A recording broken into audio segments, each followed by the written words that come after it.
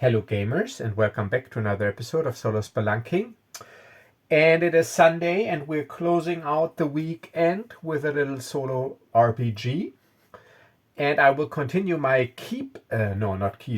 my Defenders of the Shadowlands campaign, which started basically as a board game, role-playing game hybrid, but now I am playing it as a normal role-playing game using my solo RPG framework and toolbox for fantasy games. This is this wonderful product right here, and you can get it on DriveThruRPG for $2.99, which is a steal. It is 70 pages of solo RPG goodness, and it is actually already a copper seller, and it did pretty well so far.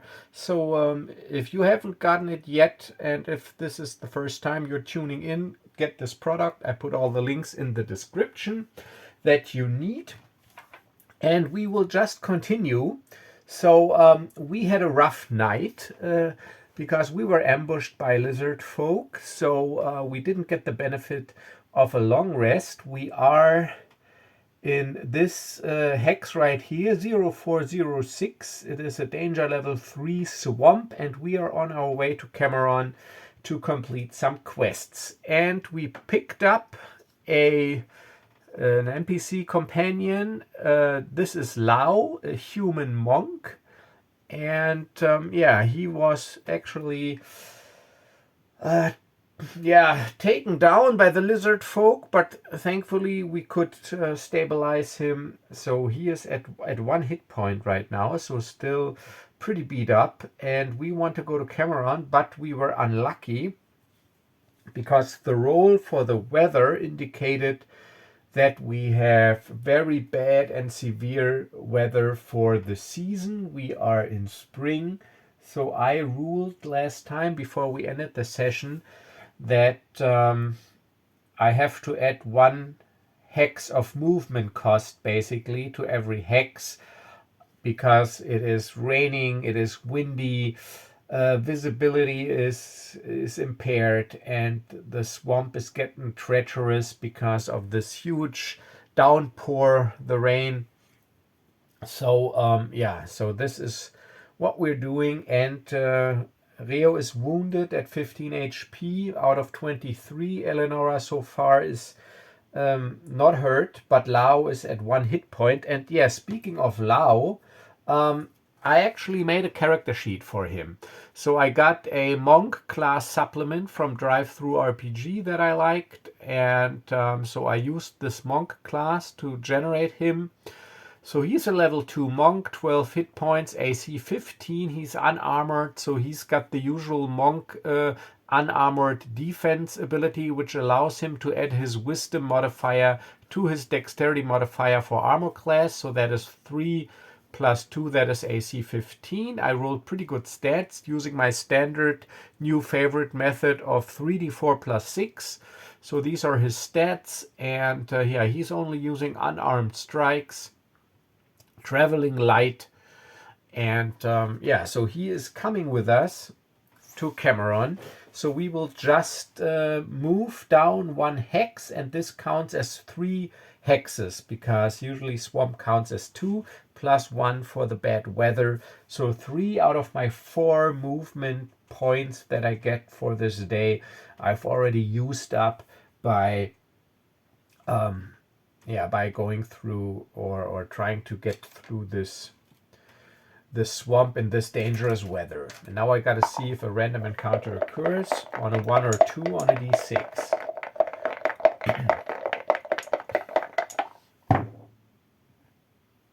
No, it doesn't. And entering this hex would cost me 2 hexes of movement. I already used up 3, so this will be another force marched, meaning we have to do a constitution check, and if we fail, we get a disadvantage on everything because we're exhausted until we rest. But I do want to get out of the swamp because the plains are danger level 1 and much more friendly to camp in. So even though Lao is in bad shape, we assist him as as good as we can by supporting him and carrying some of his stuff so that he can travel light. So we press on. So yeah, we have a little talk. So Elenora goes to Lao and says, well, Lao, do you think you can push on a little? Let's travel just a little further to get out of the swamp. The edge of the swamp can't be far. It's hard to see in this weather, but I think if it wasn't raining like that, we could already see the plains. I would rather not spend another night in these swamps. And he goes, I have a strong will and discipline. I can move on.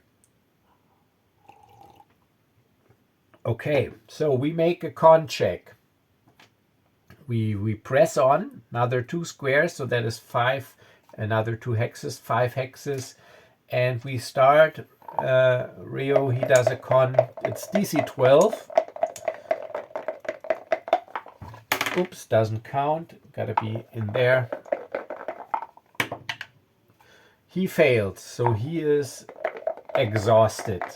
Elenora, she makes it because she is an outdoors woman, so she's not exhausted. And now Lao, he also get a +3 modifier. He makes it as well, so he succeeds. So only Reo is exhausted, meaning he will get disadvantage until he completed a successful rest whenever he's got to make any kind of check. But we managed to get out of the wilderness, out of the swamp into the plains. The weather is still bad, but nonetheless, we gotta make camp. We want to find a safe and secure campsite. This is Elenora's task because of her ranger background. She gets advantage, and the DC is 10 plus the danger level, which is only 1 in the plains. So it is a DC 11. DC 11.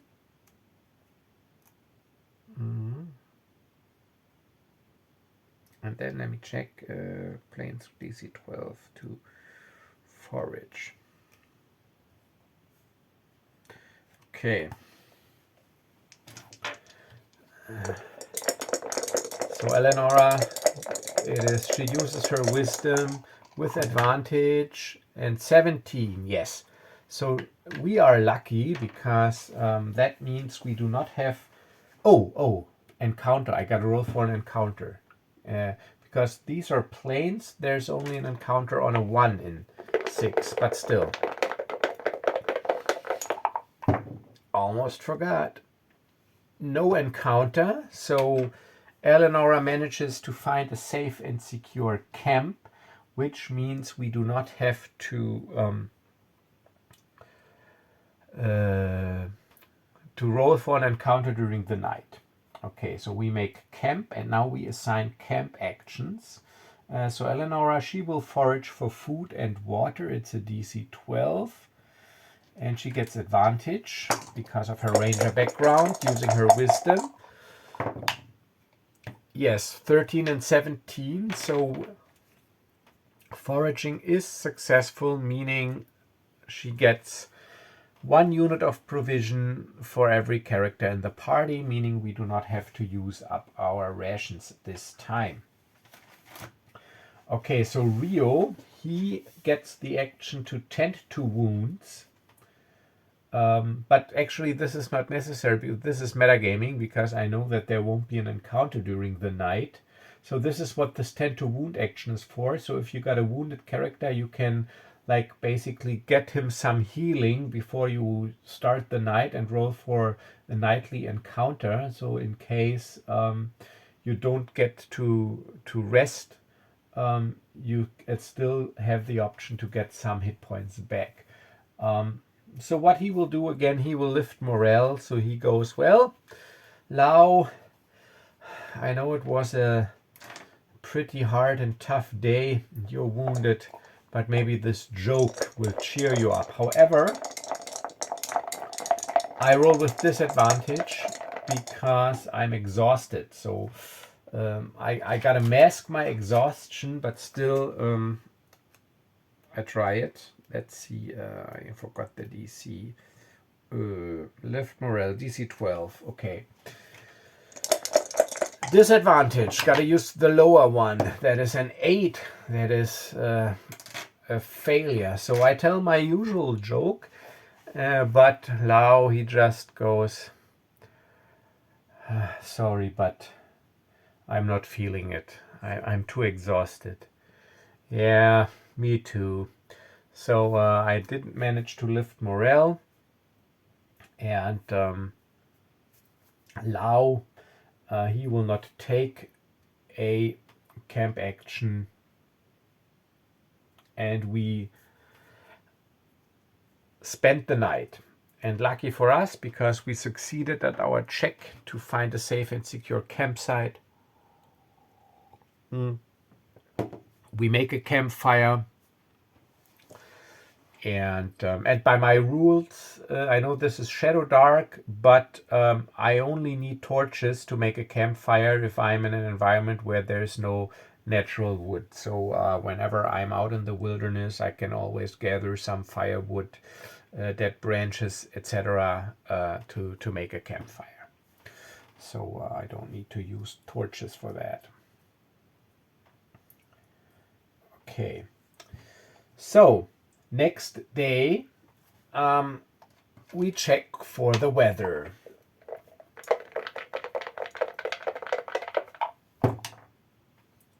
But the weather is still... Oh no! 4 is nice. It's nice weather for the season. So after rain, there's sunshine.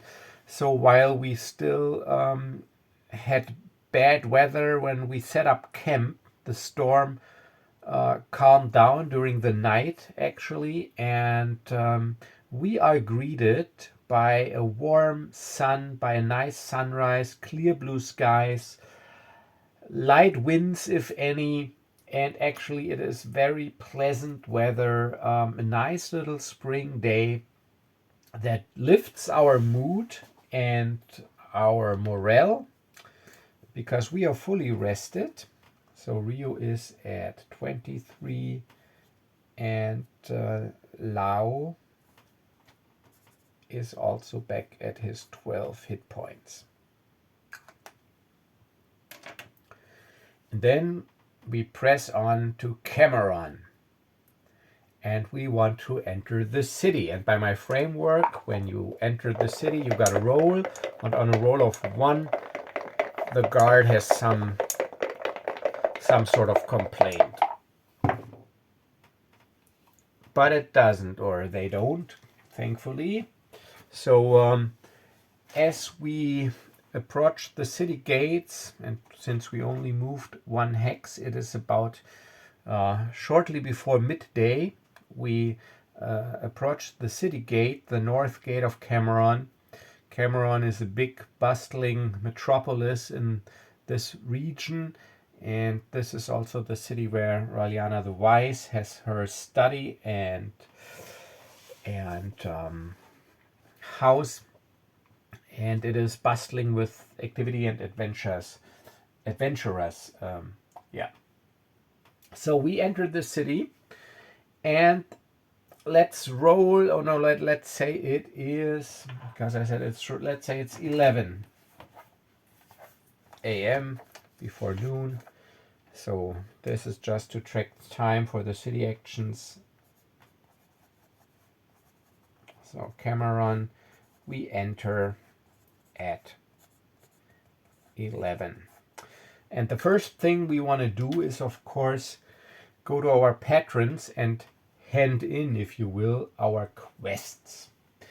And what I didn't forget, I'm using the hunter mode rules, meaning I get half level in XP for slayed monsters. So for the lizard folk, there were level 2, 4 of them, so level 8 levels worth divided by 2. So I got 4 XP, and I put those in my pool XP pool. And I will distribute them when I can evenly distribute them between the party members. We got one healing potion left because I used one on, I think I used one on, let's see, on Lao, but actually I don't see rations, torches. I don't see them in my inventory here. Why do I have them here in my pool inventory? I mean, rations I see. Each of us got 3 in one slot. So, and we used 2 before. No, we used, we used 2. Lao came after we already consumed our ration, so we didn't have to feed him. We consumed the forage ration. But healing potions, maybe I didn't put them down. You know what, never mind, I'll cross them off. No healing potions at the moment. 4 pool rations and XP.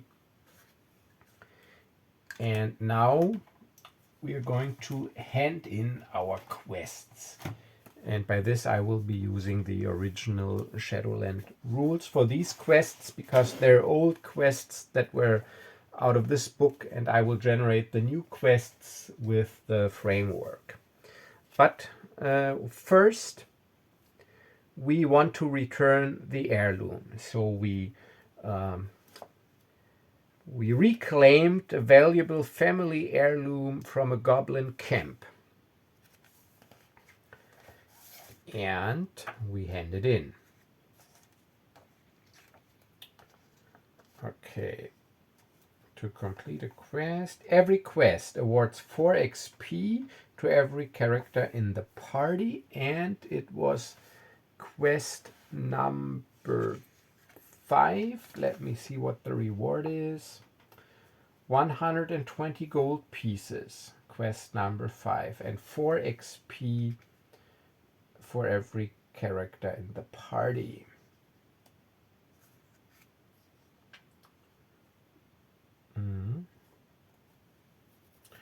Okay. So the thing is now, what about Lao? So because I made a character sheet for him, he will stay with the party. I will add him to my journal. We will play this out in game, but I will award him 4 XP as well. So Reo is at 6, Elenora at 6, and Lao at 4. He's level 2, so he needs 20. We are level 3, we need 30 to get to the next level. So we still got some ways to go. So we return this heirloom, and the man, he is pretty happy, and he goes, well, the gods bless you. This heirloom, it means a lot to me. It is I have some very deep emotional connection to it, so I gladly part with those 120 gold pieces. You have earned them. So I'm at 270 gold, pool gold, and 5 silver. And so thank you. And I can cross off my Goblin Camp Heirloom quest. And then the 0204, that was here, the animal handlers, the wolf teeth. I also hand in that quest. So again, we get 4 XP each. So Reo is at 10, Elenora is at 10, and Lao is at 8 XP. And let's see what the reward is there. It is quest number 4. Animal handlers, okay. 80 gold pieces. Okay. 80 gold pieces. So we are at 350 gold pieces. That's a lot of gold. Okay, so that was the animal handlers quest. And here we still have the old Monster Slayer quest in the mountains, 0108, which is here, quest number 11. let's just keep this for now, but let me read up on it, what we actually had to slay. An ogre, 120 gold pieces. We have to harvest the eye of an ogre to complete a rare potion. Patron needed a monster slayer with anatomic proficiency. Okay, so yeah, we have this on the back burner. Maybe someone else already brought him what he needed, so we don't know, but keep this on the back burner. So let's just say handing in these quests took 2 hours. So we handed in quests. Handed in quests is stupid. We handed over the items to complete the quest. Put this in my journal. Handed over items, complete quests, and that took us 2 hours. So it is 1300 hours now, afternoon, and we have to roll to see if an encounter occurs.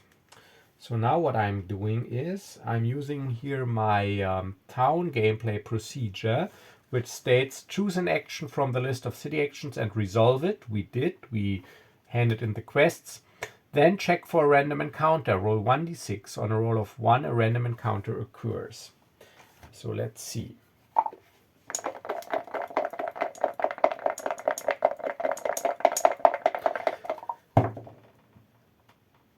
No, I rolled a 6. All right, so no encounter. Then advance time of day by 2 hours. Yeah, this framework assumes that resolving one of the city actions takes about 2 hours. We did that. And now back to step 1, choose an action and repeat the game loop. Yeah, we will do this in a second. First, we need to talk a little to Laos. And so we go, Elenora talks to him and she goes, well, Lao, what are your plans?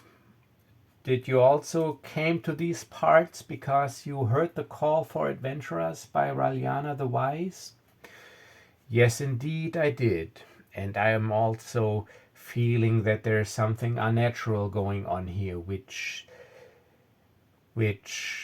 imbalances my yin and yang. So it is also my holy and sacred duty to try to help Raliana in her quest to rid the lands of this evil. So yeah, I also followed her call for adventurers. Yeah. So what do you say? You did pretty well in the fight with the lizard folk. And we would be, I'm looking to Reo, and Reo nods, we would be happy to have you in our little adventuring party if you care to stick around and maybe come with us on our expedition into a dungeon. We finally want to enter a dungeon to see if we can get one of the artifacts that Raliana needs. And we are glad for everyone that comes along. And Laos goes, well, I owe you my life. I'm in your debt. But even if I wouldn't, I gladly join you on your quest, on our quest to rid these lands of evil. So yes, I will be with you. Well, that is great. Elenora looks him over and goes, well, I've already noticed you don't wear any armor and you don't carry any weapons. So what's up with that? And he enters a combat stance pose, like on one leg and in a Shaolin monk style, and goes, my fists and my feet are my weapons, and my iron will and my key is my armor. I don't need anything else. And Elenora goes, well, I believe you, but the thing is, there might be vile creatures in these dungeons that can only be harmed by magic or silver weapons. And to make a point, basically, she gets out her masterwork longsword, which is also silvered. She pulls it out of the scabbard just a little bit, and Lao can see this fine silver coating across the blade. And she goes, well, we have our weapons silvered. So Ryu's got a silvered dagger, and I got a silvered longsword, also of masterwork quality. And what do you say, Lao? Do you know how to use weapons? Are you trained in the use of weapons? Yes, my order is trained in a selected range of weapons that fit our fighting style. So you are right. I have heard these stories too. If we are to enter a dungeon, I think it would be good if I as well get some silvered weapons. Yeah, we got money enough. So Elenora looks at Reo. So what about you, Reo? I know you got your silvered dagger, but it's still of pretty shoddy quality. We got enough money, and the best blacksmiths in the country are located here in Kamaron. So what do you say? Why don't you also get a masterworked and silvered dagger? Every bit can help. Yeah, if we have enough money, I will. Let's just first see what we can do for Lao. So how much money do we have? Oh, we have 350 gold coins. Okay, so we probably need some more torches if we want to do a dungeon expedition. And also we got to fill up on rations. And then we will see what about the weapons. Okay, so let's see, do I got this monk class here? Because there's like a selection of so-called monk weapons that he can use.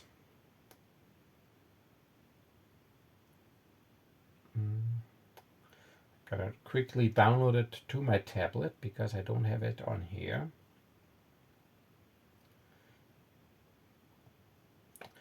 Okay, so I got this. It's 3 classes: Arcane Trickster, Death Priest, and Monk, and it's $1. So I don't even think about it. I just got it, and this is the Monk class. So a pretty nice illustration. I don't know if it's AI generated, but I don't care because I use AI myself. So I think it looks good. And here are the Monk class abilities.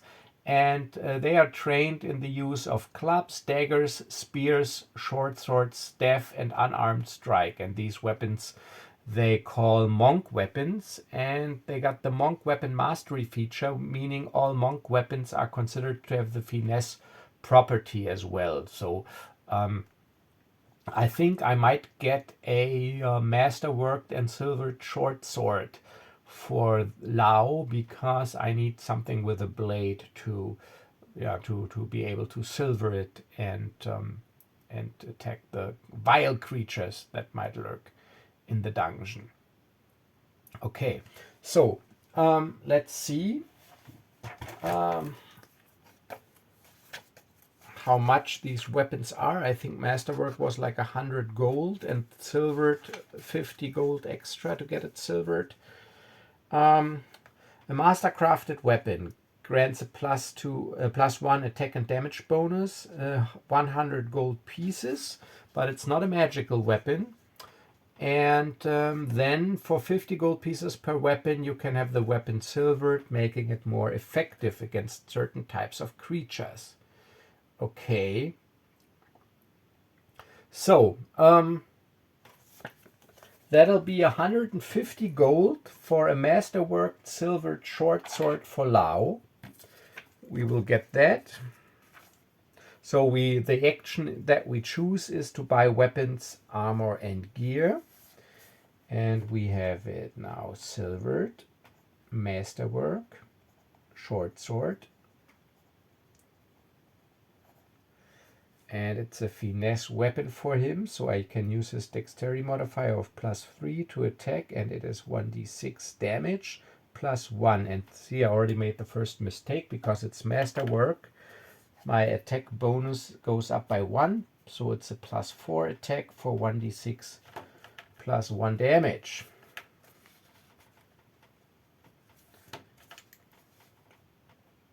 +4 d6 +1. And of course I gotta put it in his inventory also because of the slots. But he's fine, he's got 12 slots, and at the moment this is his 9th slot. Masterwork, short sword. He also has 3 rations that fit in 1 slot, 2 torches, a water skin and a bedroll, a fishing line and hook, and a little sewing kit and a skinning knife. So he travels light. This is what he's got in his cloth bag that he's got slung around his body. And now, so that's 150, and now we need another 150, so 300, so we are at 50 gold. For Reo, because his dagger is just a normal dagger, now it is a masterwork dagger and silvered, so it is another silvered masterwork dagger. So actually he attacks +8 with it and d4 +3 damage. Okay, and I gotta put it down here. Masterwork dagger. Luckily, because he's got the hauler trait, he can add his con modifier to his gear slot. So he's got 16 gear slots. That was his 13th slot. Okay. Okay, so that is 4, 5, 7, 8. Oh, actually, let's see. Wait a minute. I still get confused. So I got dexterity 4, but I got the dagger mastered. So that is another +1 and half level. So half level 3. So that is 1. So 4. The initial one, that is 5, 6, and yeah, I got this here 7 and 8. It's all right. I calculated right. Okay, so Elenora, she's set. She's got her masterwork longsword, also silvered, strength 1, melee attack 1, and masterwork 1. That is a +3 attack, d8 +1. And Lao, he's got his +3 dex +1 masterwork. Okay, so he's also set. And we are down to 50 gold pieces. And this, now we check for an encounter. So we conducted our business. No, 6 again. We advanced time of day by 2 hours. This includes checking and walking to different locations and haggling with the merchants, etc. So we bought weapons.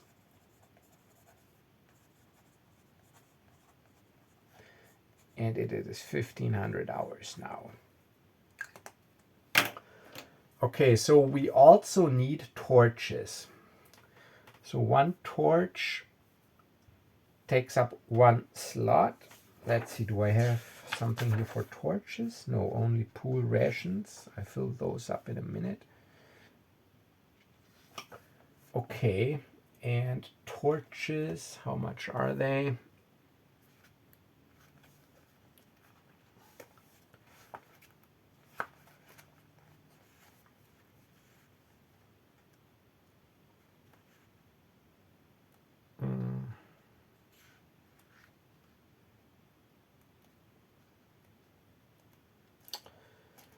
Just 1 second here.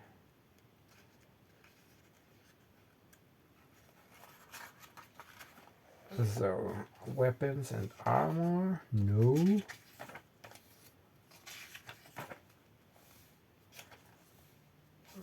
Gear is 34. Basic gear. The torch is 5 silver and 1 per gear slot. Okay, so Lao, he will be buying 2 torches.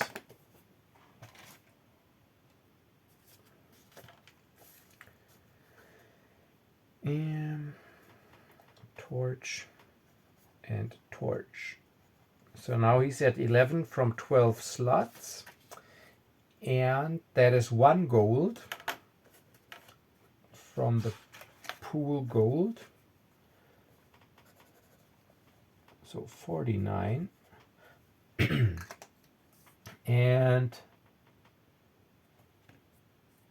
Elenora,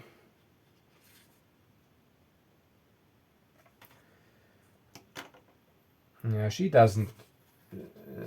So she's got 2 torches, Rio's got 2 torches, and Lao's got 4 torches.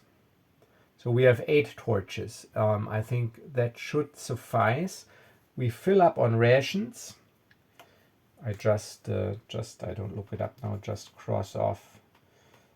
Just get it down to 45 gold. We have some drinks and ale. So we all have, Lao's got 3 rations now. Elenora and Rio, 3 rations fit in 1 slot. So our pool rations are 9. We are at 9 pool rations. 9 rations. We don't have any healing potions. I could get 1 for 25 gold. This is like my standard. I will do that. 25 gold. So we have 20 gold left and 1 healing potion just in case.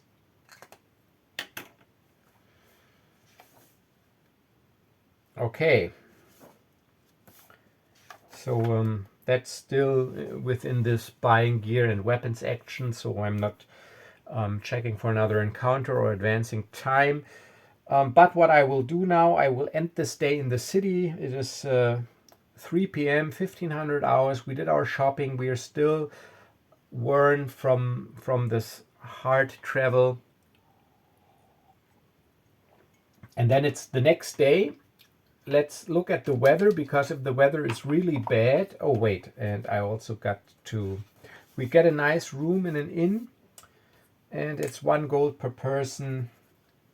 So we are at 17 pool gold. And now let's look at the weather. Because if the weather is really bad, we won't be traveling. 3, it is fitting weather for the season. So a typical spring day. So that's great. So we head out into the wilderness the next day. We have a nice breakfast in our inn. We get our gear together. We sharpen our swords and pack our stuff. And then we head out again into the wilderness. And I can move 4 hexes. So the first hex, 1. See if there's an encounter. 1 in 6 chance, because it's plains.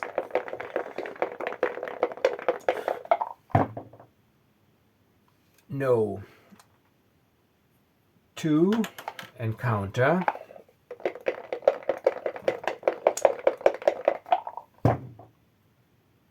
No. 3, encounter.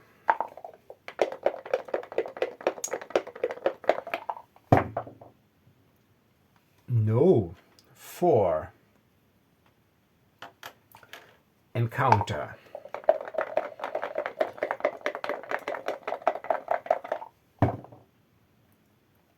No. Even if I would have had an encounter on a 1 or 2, I would have been lucky. So no encounter. There's no need to press on. No forced march today. We're in the plains. So it is fitting weather, so we make some small talk while traveling and keep an eye open.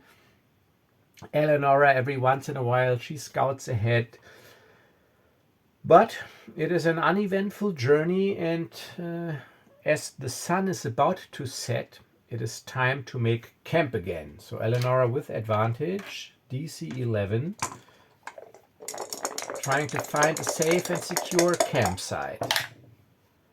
18, yes. So we got a safe and secure campsite. I will assign camp actions, but only... No, Elenora first with advantage, foraging, DC 12. Oh, look at this, 20. So yeah, she finds plenty of nuts and berries and a nice fat rabbit that we roast over the fire. So we set up camp. Her camp action is forage for food and water. And Reo again, as now he tries to lift the mood and tell his joke. Charisma DC 12. No. And everybody goes like, no, not again, please. I can't stand this. And Reo goes, okay, okay, okay. I think of something new. Okay, so we spent the night. Luckily, we foraged, so we don't need to consume our own rations. And I also don't need to roll for an encounter because safe campsite. Next day, we roll for the weather.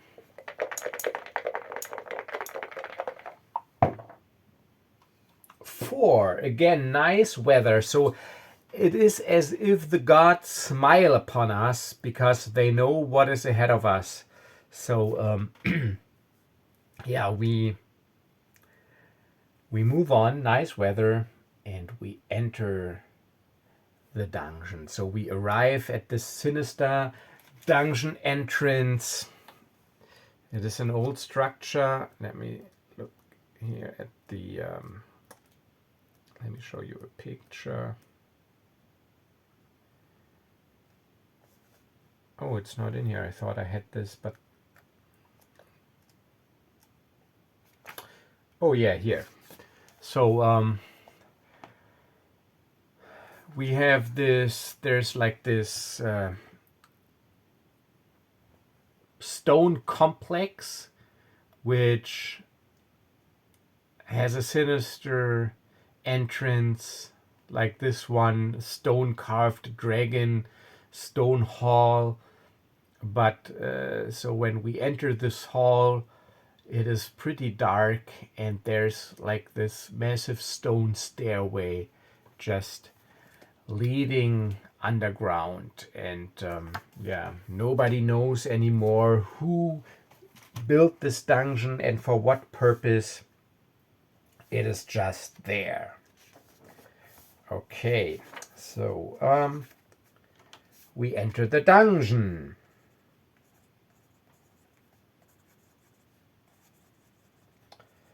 Dungeon in, and this is level in 0705, not level hex, 0705. And what I will determine, I say that this dungeon, it has 3 levels, so 3 levels deep. And so now I'm going by my framework, by this very simple dungeon generator in here that is sort of a little abstracted, so that you can, it is simple enough so that you can use it on the fly, dungeon gameplay.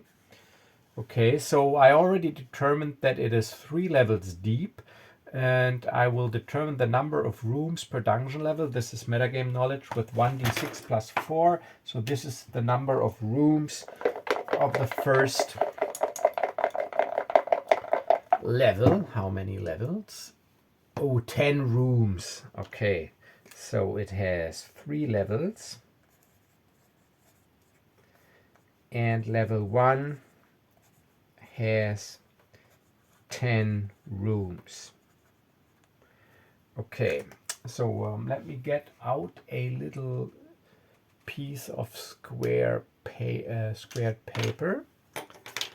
Just 1 second. Where is it if you need it? Not there. Oh, here, yes. Okay.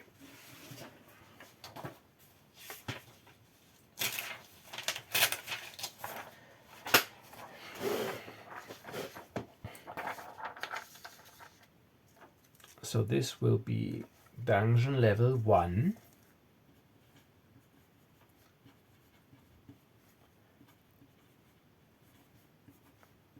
Ten rooms.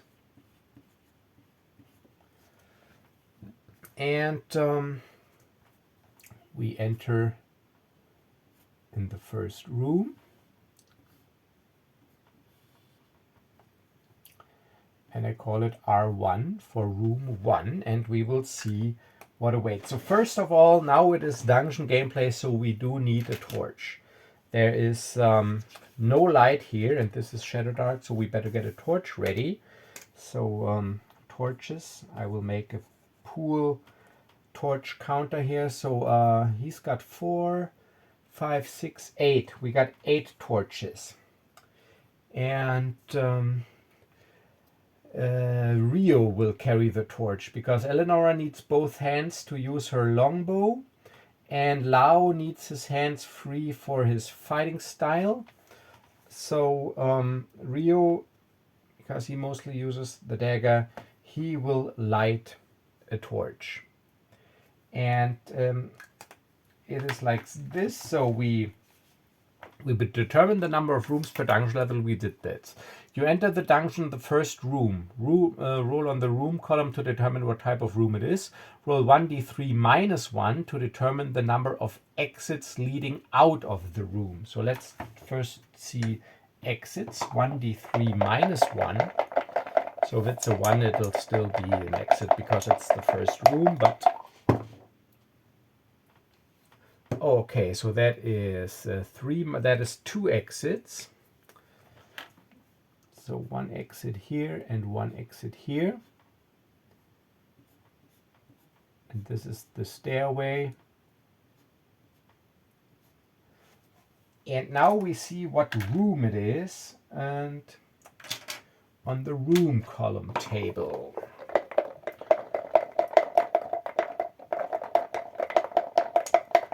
It is 20.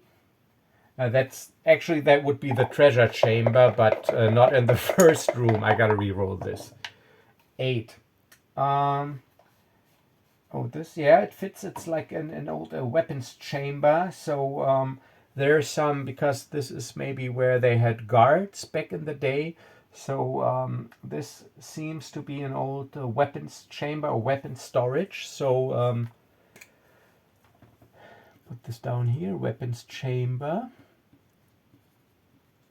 So they're half-rotten wrecks against these walls and next to the door that contain old rusted weapons and half-rotten armors. And let's see, if there's on a 1, 2, 3, there's a monster in this room. On a 6, treasure and trap. Yes, there's a monster. So now this is getting interesting because it is a danger level 6 area. Danger level 6 means level 3 monster per party member, or 9 total monster levels. And let's look at the monster table here. 6. Okay. Kobolds. All right, so this is like a swarm battle, I think. Yeah, this is great. They just, because kobolds I think are actually level 1, so this can be dangerous because they swarm me. Let me see. Kobolds, oh no, they're level 0. Okay, but I think they're level, they got 1 hit point. Okay, so yeah, so a small group, a small band of kobolds have made their lair here. They don't dare to venture deeper into the dungeon. Oh, but they got a kobold sorcerer with them. Okay, so we have 1 kobold sorcerer who is the leader, and 6 kobolds. 1 kobold sorcerer and 6 kobolds. Okay, so let me get out a little map here. Dungeon entrance map. I'm just using, oh, this is actually, I think I used this one.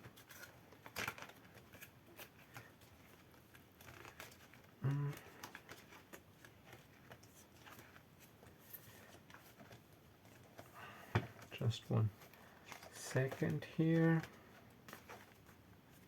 This looks fitting because it's all like in bad shape.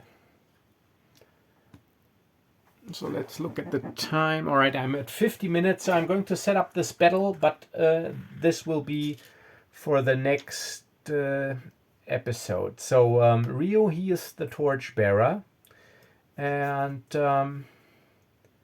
yeah, we move sort of in a nah, you know what, actually, like this, so that Reo does not blind us with the torchlight. So he stays back a little. Elenora, of course, as we enter, she's got an arrow ready on her bow. And yeah, Lao, he also got his masterwork short sword out. Because why not use it if you already got it? And now kobolds. 1 kobold sorcerer and 6, I think, kobolds. Yeah. So I will set up this battle off camera, and this is where we will continue next time. So yeah, let's do some dungeon crawling. Okay, so one thing before we stop regarding torches. So in my framework, I ruled that exploring 1 room in the dungeon, like looking for traps, treasure, and also resolving possible encounters, takes 20 minutes. So you can explore 3 rooms in 1 hour, which is the burning time of the torch. So I'm not going like round by round, 10 rounds, as it is described in Shadowdark. I'm using my own more abstract system so that I don't have to like keep track of every round. This is too much of a hassle for me. So it's 3 rooms per torch, so to speak. Okay. And let's just say we entered the dungeon, because time of day is also important. It was only, so we entered the dungeon, let's say at 11 a.m. Entered the dungeon, just to have a little orientation time-wise, because there's no daylight in here. It is pitch black and dark. And yeah, I get out the kobolds, and I thank you for watching. I hope you enjoyed this video. Stay tuned for the next episode when we do some dungeon crawling and kobold smashing, hopefully. Hopefully they don't swarm us, and yeah, we will see. So until then, as always, thanks for watching. Do like, subscribe, and do all this YouTube stuff. And don't forget to yeah, support the channel by checking out some of my products on DriveThruRPG. And as always, stay safe and stay healthy, and I will see you in the next video. Bye bye.